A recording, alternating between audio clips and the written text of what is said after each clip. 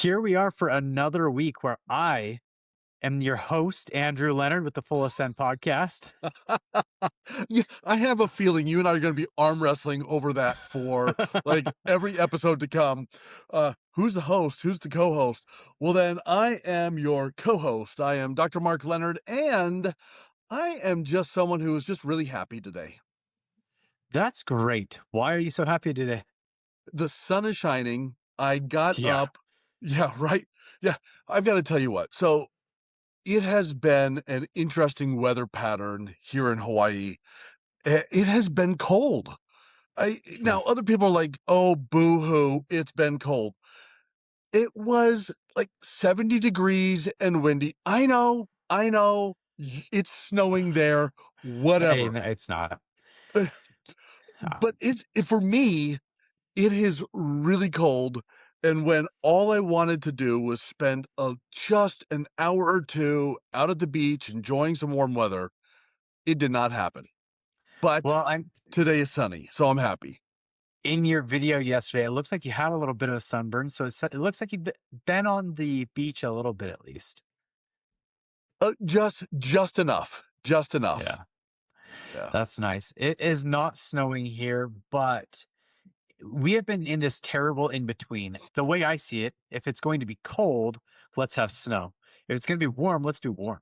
But we've been in this terrible, like 40-degree weather pattern where it's not cold and it's not warm. It's just cold enough that you're not enjoying it, but not warm enough that you can actually enjoy it. So, you know what? It looks beautiful, looks sunny there. It is starting to get a little sunnier today. So that's been a little nice. So evidently today's podcast is all about the weather, and whether or not we are lighting our Februaries on fire. Absolutely. Last week, last week we discussed a little bit about marriage. You boasted about how you've been married for a very long time. I do not boast. I am just giving honor to my Heavenly Father for delivering such an amazing woman into my life. Definitely. I thought we would hit on that a little bit this week. As we talked about as well, it's my anniversary. By the time this podcast comes out, my anniversary will have come and gone.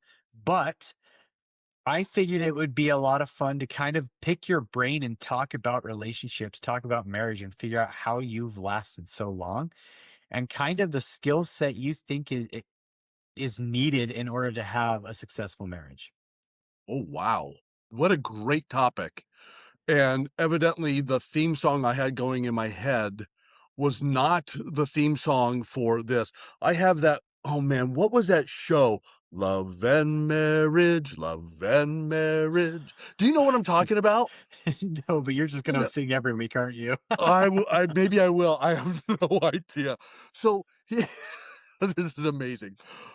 What was that stinking show? It was absolutely horrendous. Probably why all I remember is the theme song, and it was about a marriage that was frankly a pretty dysfunctional and a family that was dysfunctional. And, my family, our family, we've done a lot of intentional things to not be dysfunctional. The irony is dysfunction still happens Yeah, and definitely. difficulties still happen. I'm excited to talk about marriage, one of my favorite topics. Awesome. So, obviously, it's one of your favorite toxic topics. Give us a little idea of how you met mom. Oh my goodness gracious. Well, here's what's great is I still remember. It was my junior year at Redlands High School in Redlands, California. My parents had gotten divorced and my mother remarried. We moved over Christmas break of my junior year from Colorado to Southern California, with my mom and my stepdad and with my siblings and my amazing dog. You got to remember the dog. And trying to be musically inclined, which may or may not come through in this podcast, I joined the choir. I joined the choir. And one of the things that we did is in the spring, every year we would go as a choir to the local junior high and we would perform. It would be at some assembly. And the whole idea was to get the junior high kids excited to join choir because nothing speaks to a junior high kid like, oh, look at those crazy dorks on stage singing and dancing. I want to be like that. However, while I was there, I'm sitting in the audience and we had this group called Chantousay. It's a French word, no idea what it means, but it was a women's only group. And I'm sitting there and I'm watching all these girls. I'm a junior in high school. And I elbow this guy next to me. I'm like, who is that? And he says, oh, that's Rebecca. I'm like, oh, that girl is gonna be my wife. Like, right, the total, complete, narcissistic bravado of a teenage boy. "Oh, that girl's gonna be my wife," and he goes, "I know. I like her too." Oh, Ooh, yeah. dang. Oh, okay, brother. Let's see. So, that's our spring of our junior year. Our senior year, after a whole nother episode of how I actually got into the top choir and what I had to do to get there after being told no, I end up going to this top choir, which, by the way, that year we were ranked number 5 in the world for high school Wow. choirs. So, like I said, maybe, just maybe, it doesn't come through here on the podcast, but I can actually sing a little bit. I saw that girl again, and I thought, "Man, she is gorgeous." So did you Alright, not talk to her in the meantime? Like uh, from your uh, junior year to your senior, did you not talk to her? did I talk with her? Honestly, I tried, but she was absolutely gorgeous. I think I was pensive. I think I was really, really nervous, which is funny because I have a very large, confident personality, and I was nervous to be around her. However, what I did do is day 2 of my senior year, I'm in this class called Bible as Literature. Yes, that was a Hmm, class that I could interesting. take for English in Southern California. Figure that one out. And in walks Rebecca. And I got up right away and I told the teacher, there's a seat next to me. She could sit here. And this teacher looked at me. Day 2, I was already, the class clown. And she goes, oh, you need to behave. I promise I will be on my best behavior. And she looks at me and she says, don't you mess this one up. I didn't. I was on my best behavior. So every day we would walk across the street together after that class. And of course, every time I talked with her, I just was falling more and more in love. Problem. Remember that guy when we went to the junior high dance or junior high assembly? Well, he was taking Rebecca to homecoming. And I was all, oh, this can't happen. This can't happen. So I told him, I said, look, here, let's change dates. And he goes, no, bro, I really, really like Rebecca. I said, no, you don't get it. I do too. You go with Tina. Tina Carranza, I am so sorry if you are listening. Uh, Tina, he's you a jerk. He's a terrible human being. Ti look, look, here's the deal. Tina, you are an important part of my story of forever love. It just unfortunately wasn't with us. It was because I was going with you and Joe was taking Rebecca that I I got up the nerve and I talked Joe into it and he goes, "Are you kidding me?" He goes, "All right, fine, fine." I mean, evidently I was good at sales. So so I sold him on it. Andrew, do you even know this whole story? I knew that you guys had each taken different dates to homecoming. You end up switching dates. I knew it was Joe, and that is the extent of the story. I did not know the rest of this. This is all new to me. This is so fantastic. No way. Okay, so, man, I don't wanna belabor this thing. I don't wanna draw I could talk about this whole experience for 45 minutes alone, so I'll try to speed it up. So, I walk up to Rebecca, and I said, "Hey, guess what? Joe and I switched dates. I'm gonna take you now." And this was the most amazing response. She goes, "Okay." What is happening? Who says okay to that? She goes, "All right, fine. I'll go with you." That's so amazing. Wow. I have no idea how Joe's conversation went with Tina, but I didn't have the internal fortitude, the guts to go to her and say, "Hey, there's been a change. I'm taking Rebecca." Well, I've got to tell you what, she and I have become inseparable ever since. Um, I fought for her my junior year and my senior year. I fought for her because I knew she was something special. Hmm. And, that that beginning, I think, is what set us up for success, is That's that cool. I was fighting for her, and I know her response was, "Okay." She liked me too. She liked me too. Here's the second coolest part of the whole story. So the coolest part is we got married, and now she goes by Definitely. Becky, and that's what I call her. Um, but the second coolest part of the whole story, Joe and I are still friends, and he named his oldest daughter Rachel after Becky and I's oldest daughter. That's super cool. We have remained friends ever since. He is still in Redlands, California. Absolute stellar dude. Even if he is a Buffalo Bills fan, I still love the dude, and I think he's amazing. Go Fins. Go, yes, go Fins. Yeah, because I'm a Miami Dolphins fan. Okay, wow. I hope I didn't take too long sharing how we met. That was totally fine. So obviously, that was 1991 that you guys got married. Here we Yes. are, 2026. So it has been 35 years. Yeah, coming up, yeah, we will celebrate 35 years this summer. Okay. So 35 years later,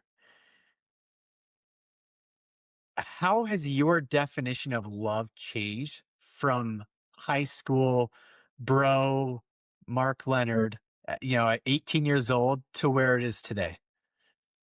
Ooh, oh my goodness. It started as infatuation. I was you watch these. Here I am. I get so excited about it, I start stuttering. Man alive, what are you doing to me, boy? You're go oh, I'm just making sure everybody sees you stutter because it's typically me. So it's about time it's you this oh, you've instead. got me stuttering, you have me crying, and, something I'm just absolutely passionate about is my marriage. And how has it changed? It started honestly as infatuation, right? Seeing her up on stage, and I just thought she was the most gorgeous thing I have ever seen.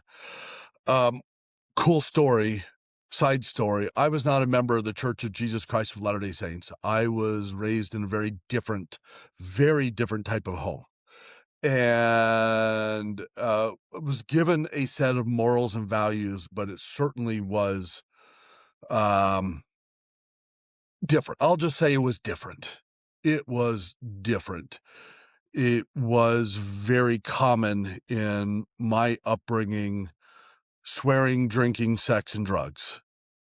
That was a typical Sunday. And, so here I was looking at this girl, with absolute infatuation, and I would even say probably objectification, because that's what I first knew. Before I even spoke with her, Yeah. I knew her body and I knew what she looked like. I didn't know anything else. So how has it changed? From that moment of fighting for her, I promised her on the day that I proposed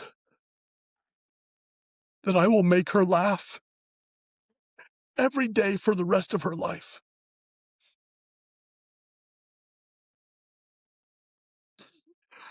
And I would say 99% of the days I've done that.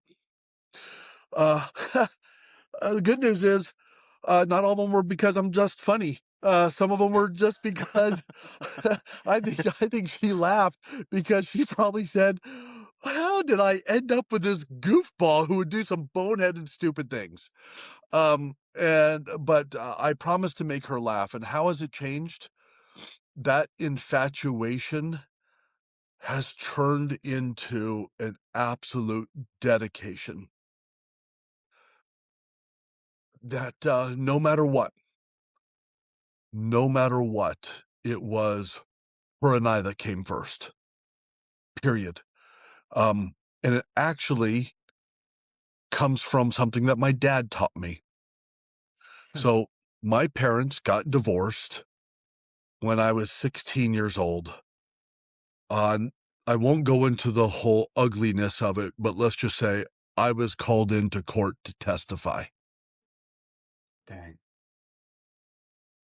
It was ugly. The day my parents' divorce was finalized, my mother was remarried the very same day. I did not know that. Wow. Um, and I've got to tell you, I heard a lot of stories, a lot of things growing up in a very tumultuous home. It was a tumultuous home filled with a lot of alcohol, smoking. I actually, I do know, occasional drug usage and absolutely affairs on both sides. And when my parents got divorced, mom and I were married now. Well, okay, they got divorced several years later. I married mom. We ended up having a baby very, very young, 18 years old, 3 months after our marriage, 4 months after our wedding. No, three. Okay, 3.5 months after our wedding day, our oldest, Rachel, was born. And it was just a few months later that my dad was flying into Southern California on a business trip. And he calls me up and he says, "Hey, Mark, I'd like to take you and Rebecca out for dinner." And we went out to Palm Springs. We got to see him. We went up on the tram. We went to dinner. And that day, he said, "I bet you look at that sweet little baby, Rachel, and she is the center of your world." And we're all, "Yes, she is. She's so cute. She's amazing." And he looked at us with all seriousness and he said, "You need to fight the urge to put your children first. If you put your children first, your marriage will suffer." And I listened because this is a guy who went through a pretty nasty divorce and blame on both sides. I will never say one parent was better than the other. They were terrible at each other. But I looked at that knowing how I was raised. And when he gave me parenting advice that was different than how I was raised, I listened. And he said, "You never put your children first, because if you do, when they're gone, what will you have? Always put your wife first above everything else. Make her the very center of your life. And when you do that, then when you guys no longer have kids at home, or when you have difficulties hit the fan, when life happens, you will be stronger. You'll be together." And I have patterned my whole marriage off of that very simple advice of put my wife first.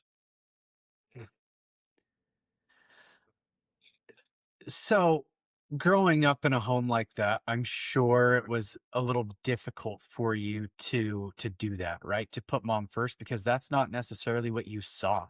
It's not what you grew up experiencing. Most relationships at some point end up having some peaks and some valleys. When you are struggling because you are in a one of those valleys, what do you say is the first step back towards each other? Oh, ooh, my goodness. What a great coaching question. I love that one, and it's powerful. Uh, there's a lot of different answers, I think, to this, so I can only speak to uh, what I've done. And I don't even want to speak for mom. I don't want to speak for Becky because she's not here and she may have a different way. So, but in that lies one of the very wonderful secrets of a successful marriage is we are individuals. I do not assume I know what she's thinking. I do not assume I know what she's feeling. I do not assume any of that, nor do I assume that she's going to share it with me. I can only focus on how I show up to draw closer to her, what I choose to do. In our dry spells or in our valleys, as you put it, I have noticed a pattern in our marriage. And not everyone notices these patterns. I certainly did with us or do with us. When mom or Becky, I don't know what to call her, so funny. When Becky begins to pull back, I begin to ask myself, not why is she doing that? What is she doing? I ask, what have I done? What have I done? And a quick response that people often have is when they feel that way, when someone begins to pull back, they physically feel it. And that, so then they go, did I do something wrong? See, if that tone is found in your marriage, you are automatically approaching every conversation from a standpoint of me versus them. However, if you approach the conversation with an ask of, hey, you seem like you have pulled back a little bit. Is there something I might have done to cause that? Wow. And here, the response could be, well, yeah, when you did this. By the way, it happened just the other day. We've been married, a long time, and it happened just the other day. But we've gotten so practiced at having this type of a conversation. The difficulty of our feelings, feeling hurt, feeling misunderstood, eroded so quickly because we could very quickly say, "Hey, did I do something? I feel like you're pulling away. Is there something that I did?" Now, see, I'm approaching it not as a pointing my finger towards her. I'm pointing it towards me. What was Yeah. my part? I'm seeking to learn. Becky could simply say, no, actually, it's not you. I'm really stressed about this class, or I'm really stressed about this, or I'm thinking about that, whatever it is. She could also say, yeah, actually, you did. Okay. So she admitted that it was me. Is this something that you want to talk about right now? Notice who I'm giving the power to. I'm taking responsibility. Is it something that you want to talk about? Because honestly, m- I'm much more of a person that's like, when I feel tension, I'm like, let's solve this right now. Let's go. Yeah. Becky is a person that goes, hang on, I need to process this. So we know this about each other. So what do? We allow each other to have those feelings and those experiences. All right, great. You yes, you bet. I just want you to know I did not mean to do what I've done. Notice I didn't say whatever that is, right? I'm sorry that you're feeling that way. If I made you feel that way, I'm really sorry. That was never my intent. So you're not focused at all on, maybe they took it a different way than you meant it. Maybe she didn't understand what you were trying to say. Maybe what you said came off a lot more aggressive than how you meant it. You're not worried about that. You're not worried about how she took your actions. You're just worried about your actions. I'm worried about my actions. She's responding to something I did. Now, her feelings are her feelings. If she misinterpreted me, notice how I'm approaching this because now I'm able to go to her and she goes, well, yeah, actually, when you said this, and I could go, oh, sweetheart, I am so sorry. I could see how you feel that way. That was Hmm. not my intent. That was, Yeah. I was definitely had a lot of emotion with that. And I'm sorry. That was not my intent.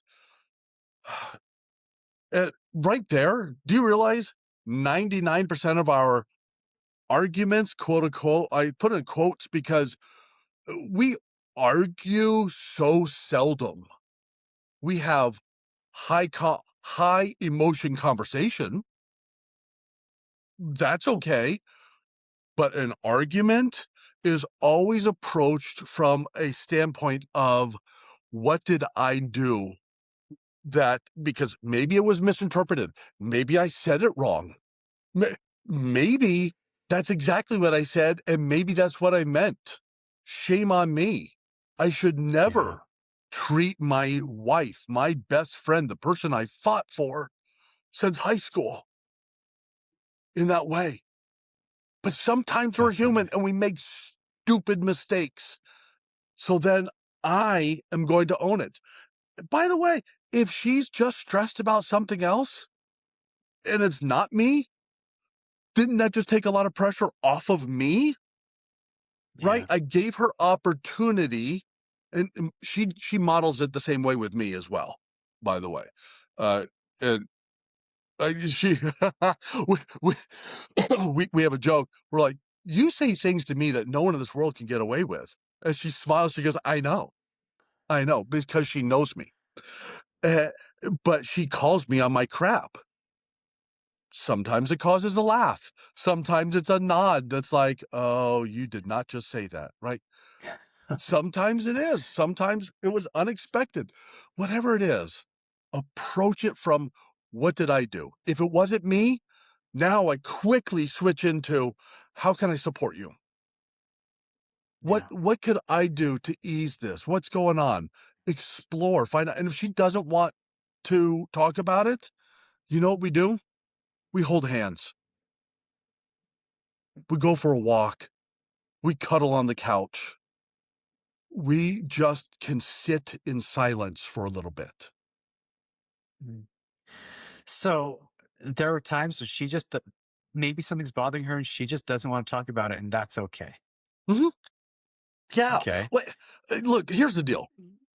There are times I don't wanna talk about it. And so and I think most people have something at some point in their life where they're like, "I'm not ready to talk about it."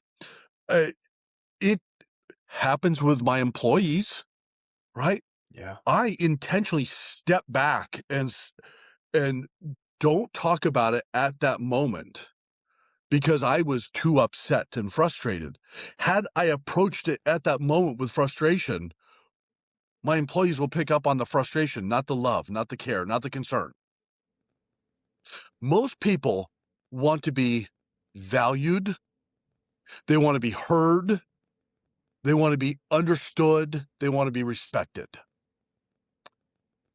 If I'm approaching every conversation I have with my wife, with my kids, with a business call, with an employee, with anything, with those 4 things heard, understood, valued, respected, it changes all of it because all of those put the onus, they put the responsibility on me to show up that way. I like that. Heard, valued, understood, and respected. Obviously, that's the lens you want to approach your relationship with, right? What is a common piece of relationship advice that you actually think is harmful or wrong? So, kind of the opposite of what you're saying. Oh, there's one. I I've morphed on this one. I've changed. When we were first married, actually, it was I was not a member of the church, so it was my stepdad, he was a minister. He married us, and then Becky's bishop spoke at the wedding ceremony as well. So it was two pastors speaking and doing our vows, etc. The one of the pieces of advice that they gave was never go to bed mad. And, for many, many years, that's what we did. And I'll tell you what, I have lost so much sleep following that advice.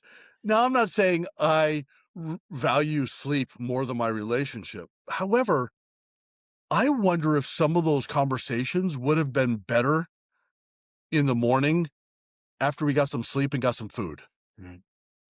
So sometimes I feel like the never go to sleep mad is well-meaning, but I don't think it's always the right thing to do. I get that because I feel like there's times when there's definitely a difference between a productive fight and a destructive one, right? And so when you get to that point at night where you're exhausted, you're no longer thinking 100% straight, you're no longer saying things that you necessarily mean or saying it in the way you would because you're exhausted and you're tired and you've had a long day and now you're adding the fight on top of it. Sometimes the things you could say can become destructive instead of productive. And if you just waited till the morning when you had a little bit of sleep and energy and maybe the opportunity to sleep on it, to ponder on it, right? You can approach that fight a little bit or significantly healthier, really. Yeah, absolutely. Um, can I give another this is gonna be awesome. I'm gonna give it anyway. So I'll ask permission. Can I give another outlandish thing here? Absolutely. Okay, good, good. Uh, Many years ago, uh, I was at church on Sunday, and we had this amazing bishop by the name of Will Fritcher. And one day he and I were just talking, and we had a pretty good friendship. And he said, "Oh, Mark, if I could just get the teenagers to stop having sex and the parents to start having sex, I wouldn't have much to do." And so I believe not in, oh boy, I'm not sure how to put, no, I don't believe in angry intercourse. Wow. I just said this on this family friendly podcast. We'll call it coitus because now I sound Goodness. scientific. Coitus. Everyone's like, what is that word? It's exactly what you think it is. It's intercourse. Okay. So imagine though, if instead of going to bed mad, if you went to bed naked, what if you just cuddled? I can't believe I just said that.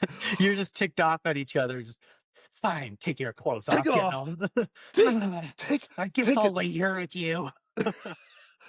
It's really hard to be angry when you're cuddling naked with your wife. I think it's really hard to be angry naked anyways. Period. Right? Yeah. So sometimes you need a nap, sometimes you need food, and sometimes you need sexual intimacy. Yeah. So there you go. We're Okay. simple creatures. We are men. We are simple. Yeah. But it works for women as well. It's Yeah. amazing because a woman just wants to feel supported, loved, and cared for. That's human Definitely. nature, not a woman. A person wants to feel that. They want to feel cared for. They want to feel nurtured. They want to feel connected. I'm not saying take off all your clothes and hop into bed, but sometimes maybe that's the right thing. Just go cuddle. Definitely. So with that, or not with that, Okay. what, what is a different, non-negotiable daily or weekly ritual that you feel keeps your marriage grounded? Oh, good one. Uh, Not, not coitus. Let's talk not about something. not daily coitus. Okay, that's so good. It is a couple things. One, nightly prayer. Hold hands, say prayer together. And here's how we figure it out. If today is an even day, it's her turn to say prayer. If it's an odd day, it's my turn to say prayer. And that means if it's March 31st, I say prayer. If it's April 1st, the next day, guess who says prayer? It's me. And that's okay. Easy way to do it is nightly prayer. Another one is physical touch. Make sure that we hold hands, that we kiss, that we hug multiple times throughout the day. And even if we're upset, just sometimes hug it out, bro. Just hug it out. It goes a really, really long way for both of us to remember that this is an event, not the person. Yeah. So that personal touch is vital. Oh, that was daily non-negotiable. Um, and all right, I'm actually going to say it. Uh, as people are married longer, sorry, son, this is going to burn your ears. As people are married longer, they stop having intimacy. Don't fall into that trap. Keep Yeah. that intimacy alive.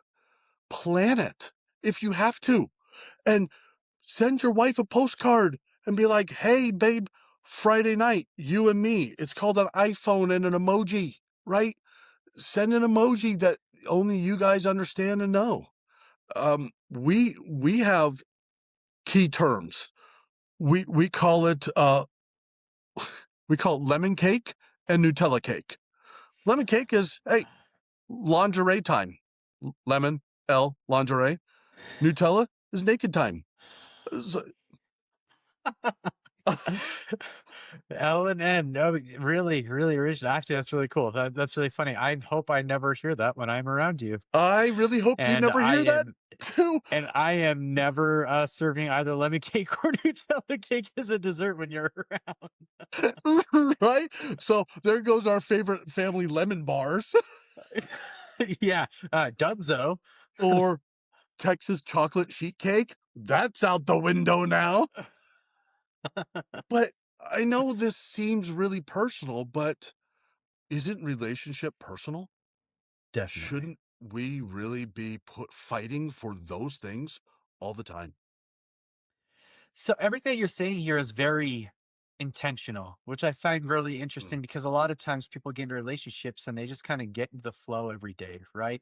It's so easy to just, I mean, especially once you have kids and then you're married for 10 years, 15 years, 35 years, it's so easy for everything to just kind of feel predictable and feel like you're just going through the motions. So as we're ending up here, as we're finishing up, this is my last question for you.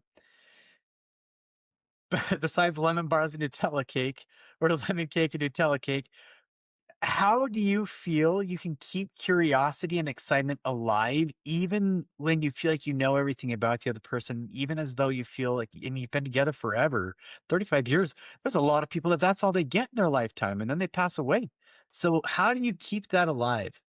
oh, wow. What a great one. I feel I could be a total dork about this and say Sheen has really great cheap lingerie. Um, or keep the curiosity alive by constantly asking each other questions. I've got to tell you what, lately we have found, I think mom has found it on TikTok, questions you could ask your spouse. And we are constantly asking each other questions. All these years later, we're still learning about each other. Why are we learning about each other? Because Am I the same person today that she married in 1991? No. I've grown, Yeah. I've changed, I've morphed. She has too. We have intentionally fought to be together, and we put each other first in all things. We have very strict rules about certain things. I will not go out on a business lunch with someone of the opposite sex without other people there, Mm. period. I am not going to, and people go, "Oh, what, you don't trust yourself?" No, I actually don't trust human nature and human emotions. I don't trust because, not that I believe that that woman and I are just gonna go hop in the sack and have an affair. No, but there's something called an emotional affair, and that is more prevalent in marriage, is the emotional affair. So how do we keep it alive? I keep my emotions to mom. I keep it constantly asking about her, learning about her, keeping it very fresh, very new, very alive. And also, as a guy, I do certain things to help her. I book trips without her knowing about it. We will book just an overnight. We'll just Mm. go stay at a Marriott, stay at a Hilton, somewhere. Sometimes it's in our own valley. Sometimes it's where we live. Sometimes it's in another state, but we just do a quick getaway to reconnect. Great time Yeah. that we have found that we love that is General Conference weekend. My favorite General Conference of all time is we snuck away. We're empty nesters, by the way. We snuck away from who? I don't know. Turned off our phones, went to this fancy Hilton up in Scottsdale, and we would go swimming, and then we'd come back and we would watch a session of conference. Then we go swimming again, and then we come back and watch the next session. And we did that both Saturday and Sunday. I've Nice. got to tell you, how cool is that Yeah. to just connect and spend time together? How do you keep it alive? You intentionally find actions that keep it alive. Definitely. Well, thank you. This has been a lot of fun. There's a lot of things that I've learned. Some things I didn't need to know, but a lot of things that I've learned, and I'm actually really grateful for this conversation. This has been fun. It's something I'm passionate about, and is something that mom and I have talked about doing a long time ago, and we're still going to work on doing, and that will be hosting marriage retreats. And for those of you that are watching, I've got a pretty good place to do that here in Hawaii. We also have another great place in Scottsdale. We have another one up in Idaho and one up in Wyoming. I've got some places already picked out to do marriage retreats. Now, I'm not announcing that to say that we're doing it now. However, it will be coming because relationships are the most important thing that we could be focusing on. We as men need to be connected with our spouses. And something that we do not get in elders quorum is someone standing up saying, "Hey, here are some date ideas and ways to wow our wives." That'd What be if, nice. what, right? What do Yeah. you think we're going to do in the full, what do you think we're going to do in the full ascend experience? We're going to have one of those conversations, and it's going Yeah. to be awkward for a lot of guys going like, "Wait, what?" And we're not going to talk um negatively about it, but we're Yeah. going to have real conversation about how can we show up as better nurturers and caregivers and intimate partners to our wives. How can we Definitely. do this? Um, oh, all right. I know we're trying to end. I know we're trying Yeah. to end. I've got just one more really super important thing. I love it. Let's hear it. Never, ever refer to your wife, your eternal companion, by a derogatory or negative name. If you respond to her in locker room talk with the other guys, how dare you? This is the mother of your children. Don't you ever fall victim to that type of rancor. There is nothing more important in this life than your relationship with God and your relationship with your wife. And as soon as you start with derogatory language, and you know what I'm talking about, when the guys get together and they, oh, the this and the that, Yeah. shut it down. You want to know how to erode your marriage? You keep doing that. You want to know how to build your marriage? My wife is not the ball and chain that some other guys talk about.